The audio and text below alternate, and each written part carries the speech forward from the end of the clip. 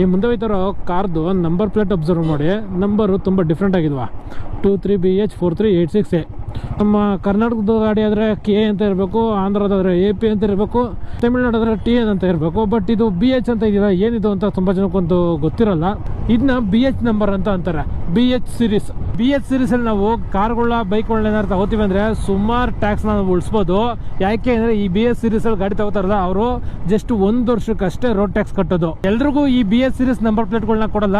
ಇದನ್ನ just government ಕೆಲಸದಲ್ಲಿ ಯಾರು ಇರ್ತಾರೆ ಅದರಲ್ಲೂ ವರ್ಷಕ್ಕೂ ಬೇರೆ ಬೇರೆ ರಾಜ್ಯಕ್ಕೆ ಟ್ರಾನ್ಸ್ಫರ್ ಆಯ್ತಾರಲ್ಲ ಅವ್ರಿಗೆ ಮಾತ್ರ ಈ ನಂಬರ್ ಪ್ಲೇಟ್ಗಳು ಕೊಡೋದು.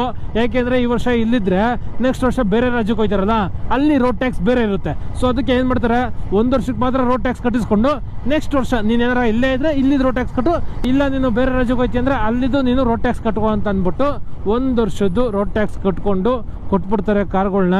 ಇದರಿಂದ ಯಾರ್ಯಾರು ಈ BH ಸೀರೀಸ್ ಮೇಲೆ ಕಾರ್ಗಳು ಬೈಕ್ಗಳು ತಗೋತಾರೆ ಅವ್ರುಗಳು ಜಸ್ಟ್ 1 ವರ್ಷದಷ್ಟೇ ರೋಡ್ ಟ್ಯಾಕ್ಸ್ ಕಟ್ಟೋದು.